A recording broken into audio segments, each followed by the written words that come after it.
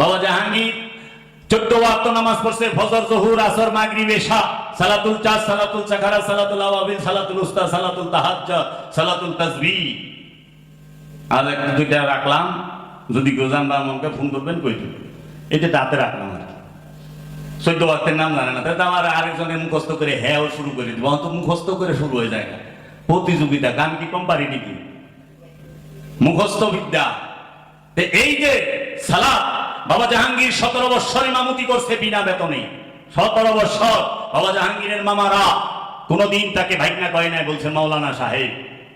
মাওলানা সাহেব বাবা জাহাঙ্গীর যখন ওয়াজ করত, মাওলানা দেলোয়ার হোসেন সাইদি, মাওলানা হাবিবুর রহমান যুক্তিবাদী, মাওলানা হাবিবুল্লাহ বেলালি, মাওলানা কামাল উদ্দিন জাফরি, এরা তাকে বলতো, বাবা জাহাঙ্গীর তুমি আমাকে পেটা লাগতে দিও না, আমাকে কিছু কইরা খাইবার দিও, সব কিছু এইভাবে উল্লঙ্ঘ করো।